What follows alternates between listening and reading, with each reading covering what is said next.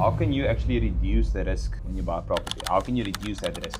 When buying or managing? No, when buying a property, but let's elaborate on managing as well. So when you're buying a property, how can you reduce that risk? And when you are managing the property, how can you reduce that risk? Because it depends if you self-manage or using an agent, etc., etc. But let's go to the buying. So I think with buying, it's just a matter of making sure you have all the numbers. And screening the tenant, I'm assuming. Yeah, well, that's on the management side. So when buying a property, I always say, don't fall in love with the property, because a lot of people get emotional about it, and especially when you're in a market where there's a lot of demand and not that many stock or that much stock, or people queuing up outside of our house.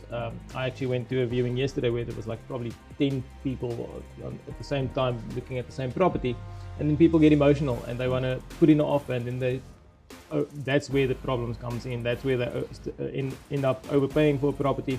Just because of it's like an auction almost. You get excited about it. It's emotional, psychological. It's an emotional, psychological thing, which actually touches that emotional and psychological effect that has an effect on any investment actually. But we'll elaborate the psychology on of money. So correct. Go and read that book for whoever hasn't read it yet. Yeah, it's good. Very good. So I always say, don't fall in love with the property. Fall in love with the numbers first, right? So it's very easy to get carried away emotionally. So that's the first thing. Then second thing with regards to, and that's something like it on a daily basis. But Albert, don't you have a lot of problems with your tenants, etc., etc.? And I always say the same story over and over.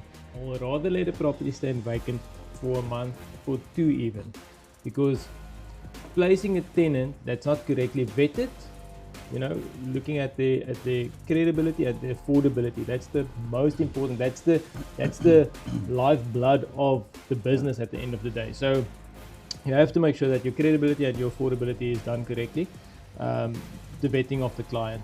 Once that is right and you've placed that tenant, you shouldn't. You've already mitigated your risk so much that anything can go wrong, but that is a very low risk.